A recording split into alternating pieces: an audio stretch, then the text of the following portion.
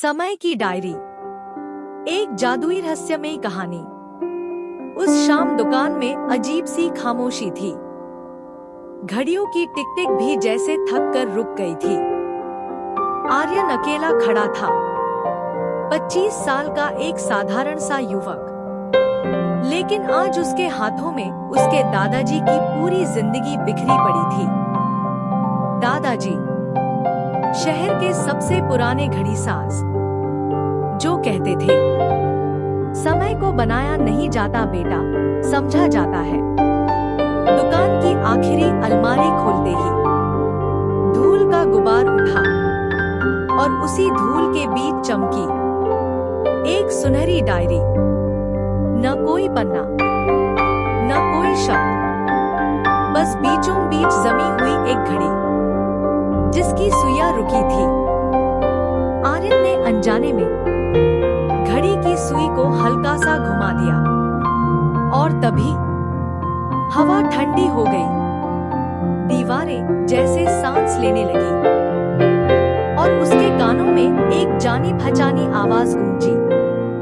आर्यन, उसकी माँ की आवाज, वही माँ जो 10 साल पहले मर चुकी थी। आर्यन के हाथ कांपने लगे। डायरी साधारण नहीं थी, जादुई पन्नों का रहस्य।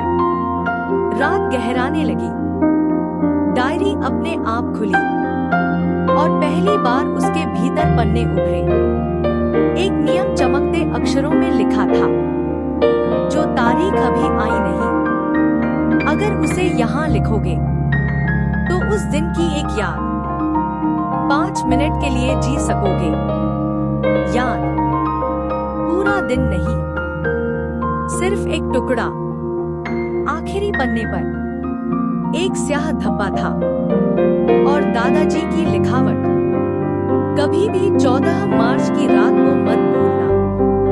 आर्यन की सांसें भारी हो गई। 14 मार्च, वही तारीख जब उसकी माँ आखिरी बार मुस्कुराई थी।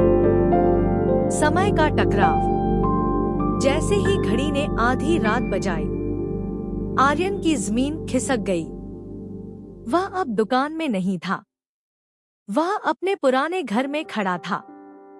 सब कुछ वैसा ही था, पर अधूरा। अचानक उसने दादाजी को देखा, किसी से जोर जोर से बहस करते हुए। और जब वह सामने आया तो आर्यन की रूह कांप गई।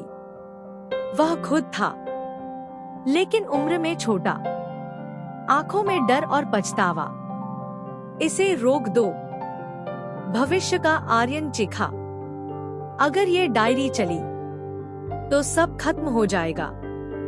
एक तेज रोशनी, एक विस्फोट, और आर्यन वापस अपनी दुकान में था। अब उसे समझ आ चुका था, उसका परिवार समय से भाग नहीं रहा था, समय को संभाल रहा था। सबसे दर्दनाक सच, डायरी ने अपना आखिरी सच खोल दिया। दादाजी ने समय की देवी से सौदा किया था। अपनी जिंदगी के कई साल दान कर दिए थे ताकि आर्यन की माँ थोड़ा और जी सके। लेकिन समय कभी मुफ्त नहीं देता। संतुलन टूट चुका था। अब डायरी आर्यन से उसकी जिंदगी मांग रही थी। 2 रास्ते थे, माँ को फिर से जिंदा करना और खुद को मिटा देना, या डायरी को खत्म कर देना और माँ को हमेशा के लिए खो देना। तभी रोशनी फैली। उसकी माँ सामने खड़ी थी।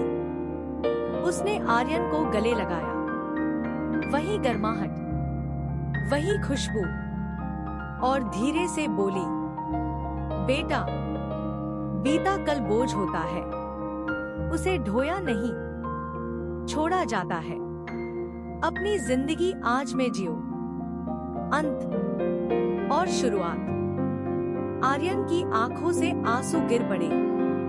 उसने डायरी को जल्दी भट्टी में डाल दिया। आग भड़की और उसी पल दुकान की सारी घड़ियां फिर से चलने लगी। समय वापस सामान्य हो गया। बाहर निकलते वक्त आर्यन ने सड़क के उस पार देखा। एक आदमी खड़ा था, भविष्य का आर्यन। वह मुस्कुराया और बोला, तुमने सही फैसला लिया। और फिर वह एक पेंटिंग की तरह हवा में घुल गया। आर्यन ने आसमान की ओर देखा। आज पहली बार उसे समय से डर नहीं लगा, क्योंकि अब वह आज में जी रहा था। और वीडियो देखने के लिए लाइक, कमेंट्स, शेयर, सब्सक्राइब करना ना भूले।